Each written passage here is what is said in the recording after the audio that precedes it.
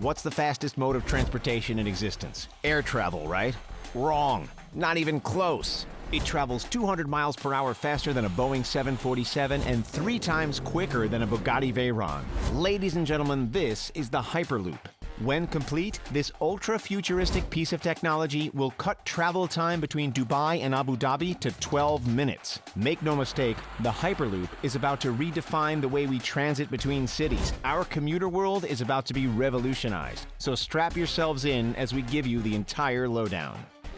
It's record-breaking, it's painfully expensive, and it's a technology that looks like it was zapped straight out of the Jetsons. But what exactly is this revolutionary Hyperloop? What's all this fuss about? The Hyperloop concept made its debut at the Dubai International Motor Show in 2019. And ever since that day, it's been a focal point in construction and innovation, not only in the UAE, but around the globe. Dubai and Abu Dhabi are already world leaders in the architectural innovation sector, and this piece of new transport technology solidifies that reputation tenfold. The Hyperloop is a train, but not like any train you've seen before. As a new form of ground transportation, the Hyperloop aims to be the benchmark driver-free transit of the next generation. Carrying either passengers or freight, its carriages, or pods, transit from origin to destination in record time. Currently, a trip between Dubai and Abu Dhabi takes about 90 minutes. On board the Hyperloop, that time is slashed to just 12 minutes. Need we say more? The technology is in development by a number of companies, but Richard Branson's Virgin Hyperloop One is one of the big brands now leading the race. The Virgin Hyperloop One system in Dubai promises to be 100% electric,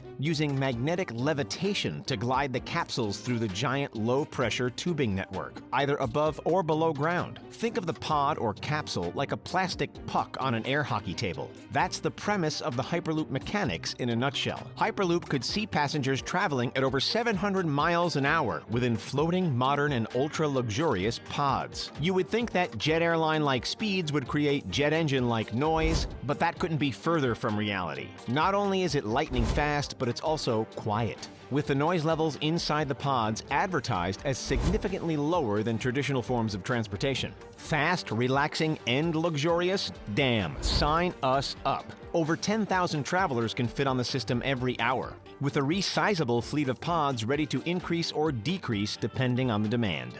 It's environmentally friendly, it's technologically revolutionary, it's ambitious, and it just might work. Sounds like something with Elon Musk written all over it, wouldn't you say? Well, there's a good reason for that. Turns out that the original idea for the Hyperloop came from none other than the Tesla founder himself. Elon Musk first described his idea for a futuristic transportation system that would send passenger pods through tubes at speeds of hundreds of miles an hour back in 2013. Back then, the notion seemed insane, to say the least. When you're the 5th richest person on the planet with an estimated net worth of $74.2 billion as of July 2020, you can afford to try out a few outlandish ideas. His comically named startup called Boring Company has proposed plans to dig a Hyperloop tunnel in the USA that would allow rapid transit between Washington, D.C. and New York City, taking just half an hour. As it stands, that's a 3-hour Amtrak ride. In Dubai, however, it's not Musk leading the charge, it's Sir $4.8 billion Richard Branson with Virgin Hyperloop One.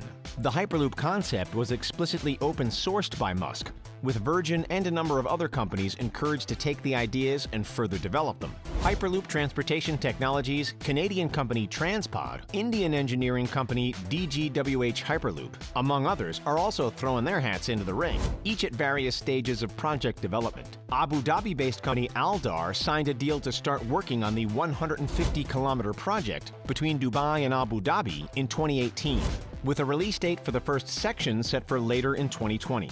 Regardless of who's leading the charge in which area, the companies, particularly Virgin Hyperloop One, operate with a purpose to benefit the community. Envisioners are confident that Hyperloop will take the pressure off gridlocked roads, making travel between cities easier and potentially unlocking major economic benefits as a result. If we take a step back, Dubai and Abu Dhabi are both being developed as smart cities, with each rapidly expanding metropolis aiming to reduce their carbon emissions by a whopping 75% by 2023. In the words of Hyperloop One's Marcia Kristoff, this transit system is simply the logical next step toward that reduced emissions goal. Compared to traditional trains, those that run on wheels and rails, so 2019.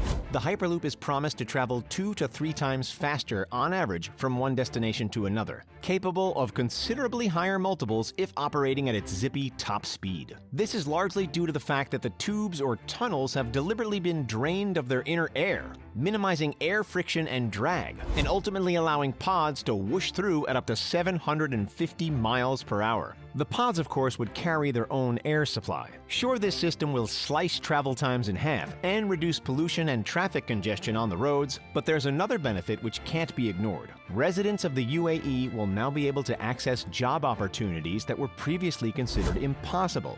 Hyperloop could provide exceptional economic progress, which is one of the main reasons why Dubai and its neighbors are so excited about it. The entire Gulf could become unified, expanding business networks to new heights.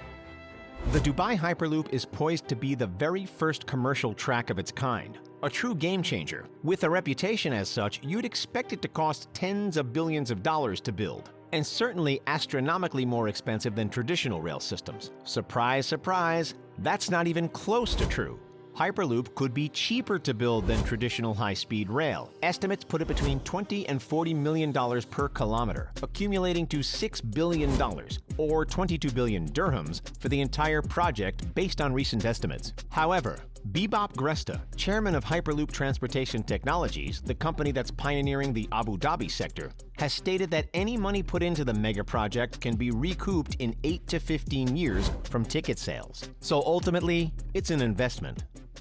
Does that mean that average commuters like us will be forced to hand over our entire wallets for a simple one-way ticket to help the developers recoup their building expenses? Fortunately, apparently not. While the exact numbers haven't been revealed just yet, it's widely anticipated that Hyperloop fares will be very affordable, likely even cheaper than both train travel and air travel. At the moment, getting from Beijing to Shanghai on the high-speed railway costs upwards of 555 yuan, or $80. Tickets from London to Paris on the Eurostar start at €52 or $60, one way for a standard class seat. So, assuming you don't opt for the Hyperloop's Gold Class section, which is packed to the rafters with luxury, we can expect prices to be competitive, if not far cheaper than its international competitors.